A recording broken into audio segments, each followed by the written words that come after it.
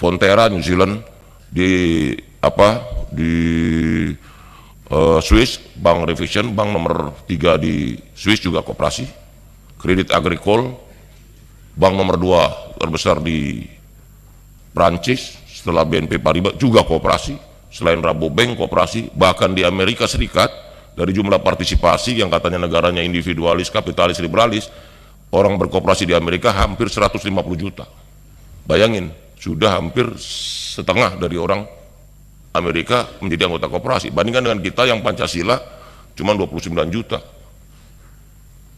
Ini kan ironis, karena itu memang kebijakan Pak Presiden Prabowo untuk memisahkan Kementerian Koperasi ini menunjukkan komitmen yang sangat serius bahwa koperasi harus kita kembalikan sebagai sekoguru ekonomi Indonesia, karena koperasi ini adalah ideologi ekonomi negara yang harus kita wujudkan dalam praktek kehidupan berusaha.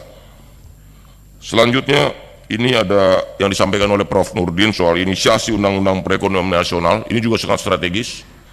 Ini mengingatkan saya pada perdebatan tentang dua tokoh besar bangsa kita. Yang pertama Profesor Saifuddin Prawiranegara, dan yang kedua adalah Profesor Sumitro Jayadikusumo. Itu perdebatan di tahun 1950 sampai 1957, 7 tahun perdebatan ekonomi, di mana yang lain bicara soal perdebatan negara ini, ideologi politik.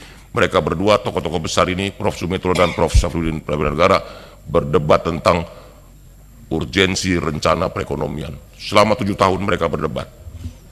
Profesor Sumitro menggarisbawahi pada industrialisasi berbasis koperasi, sementara Profesor Saifuddin Prawiranegara bicara soal pertanian. Karena memang mindsetnya adalah negara-negara kemajuan negara Eropa. Dan saya pikir inilah warisan kita sehingga muncul pemikiran-pemikiran ekonomi selanjutnya yang bisa kita rasakan perkembangannya dan dinamikanya hingga saat ini. Tadi betul Pak Adi sampaikan, ini selaras Pak, bahwa koperasi ini kumpulan orang. Makanya saya indikasi atau indikator melihat satu koperasi itu berapa jumlah anggotanya dulu. Baru yang kedua, dapat SHU nggak? Kalau banyak orang nggak dapat SHU, ini juga. Dan di berbagai teman-teman media yang saya tanyakan, mereka punya koperasi di setiap medianya. Mereka rata-rata semua SHU-nya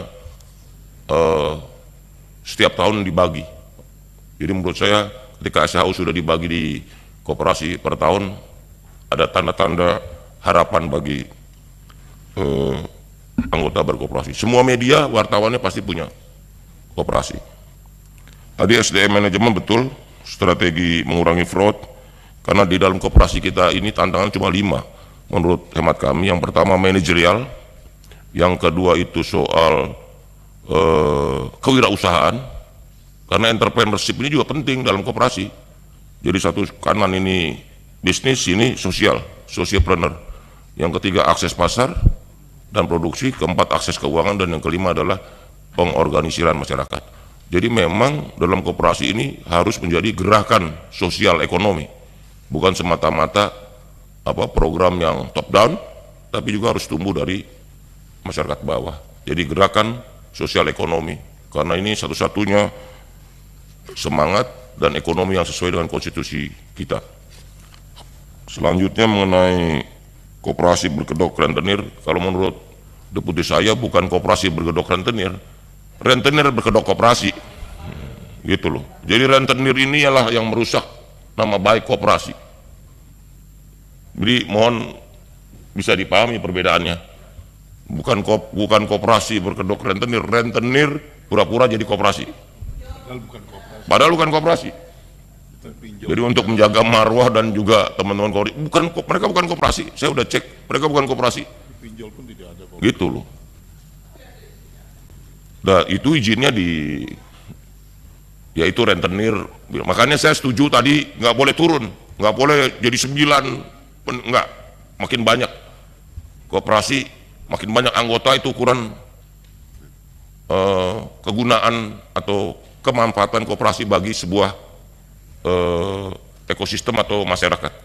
Kalau semakin banyak anggotanya berarti makin besar. Karena semua koperasi, misalnya kayak Raiffeisen Bank ya, yang di Swiss, anggotanya 2 juta, penduduk Swiss 8 juta, 1/4 penduduk Swiss anggota koperasi Raiffeisen. Ini kan luar biasa. Jadi basisnya anggota. Seperti itu.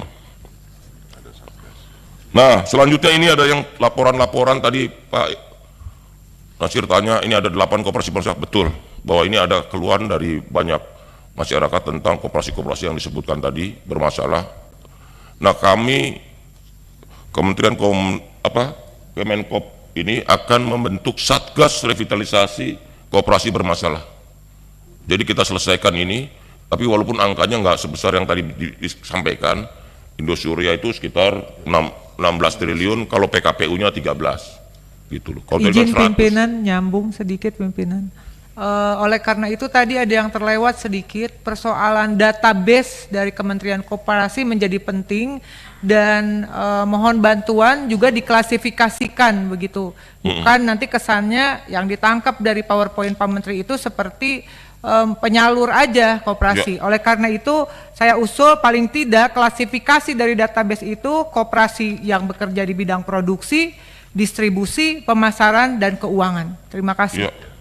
Tambahan juga Pak Menteri, perlu diprogramkan di Pak Menteri untuk studi banding koperasi-koperasi dunia yang berkembang seperti tadi di Swiss itu Kopersa itu dimiliki oleh 1 juta rakyat Swiss. Baru saya kunjungi itu koperasi pertanian di Korea, itu Skandinavia, itu penting untuk studi banding. Mau diprogram, terima kasih.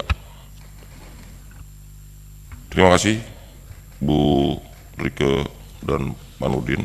Betul sekali Pak Nurdin, bahkan di desa itu di Amerika itu National Rural Electrification Association, desa listrik di Amerika, itu semua ini koperasi untuk pengadaan listriknya. Maka bayangin coba negara sekapitalis Amerika justru hal-hal yang menguasai